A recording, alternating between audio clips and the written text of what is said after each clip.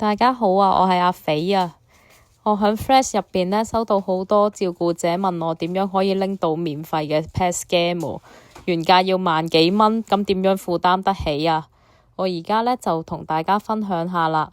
喺 Flash 入邊我提到啦，我阿媽呢有3陰性乳癌加埋3高，醫生話要做 PET scan 呢，喺化療之後睇下有冇轉移，但係我哋嘅經濟真係好困難，但係最後都成功申請到資助，係完全免費嘅。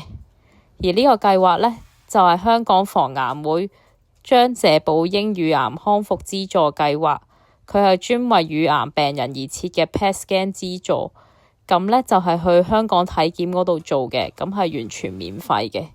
我而家就將我嘅經歷分享，一步一步教你點樣做。首先係要揾你主診嘅公立醫院臨床醫生，直接同醫生講我有經濟困難，可唔可以申請將謝寶英嗰個計劃做 PET scan 檢查？咁醫生同意呢，佢就會寫封轉介信。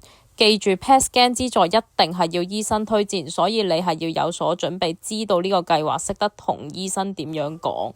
第二步，你係要拎埋呢封轉介信去揾公立醫院個醫務社工，然之後社工會俾張表格你，叫你做資產審查同埋經濟審查。你就要準備，記住準備以下文件，缺一不可㗎。我試過要補嚟補去。第一樣嘢呢，就係最近6個月嘅銀行月結單，你係要包括所有嘅戶口，包埋 PayMe 啦、WeChat Pay 啦、Alipay 戶口，佢都會查埋你嘅。第二樣嘢，如果你嘅屋企人有申請長者生活津貼、綜援或者生果金啦，你就要帶埋獲批證明。提一提你，如果你冇咗呢啲證明文件呢，記得即刻 send 電郵俾社署，要求佢哋發返俾你啦。咁佢就會寄返去你屋企嗰度。記得留意信箱啦。第3樣嘢就係當然係嗰封醫生嘅推薦信啦。咁呢，收齊晒啲文件，社工呢會幫你對一對，對完之後佢會交返俾香港防癌會去審批嘅。審批大約需時1至2個月啦。如果你係好急嘅話呢，如果防癌會嘅社工打電話俾你呢，你記得要同佢講話急啦。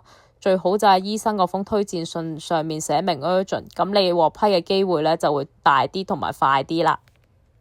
我阿媽做完呢個 PET scan 之後，醫生就會根據呢個 PET scan 去分析個治療方案，就會快咗啦。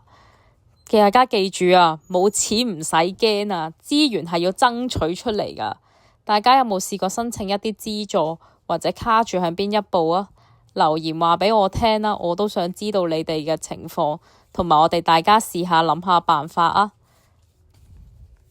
如果你覺得資料有用，可以幫我分享出去俾身邊有需要嘅人，或者喺 IG Flash 或者 Facebook 揾我一齊傾下啦。我都想幫到更多有需要嘅人㗎。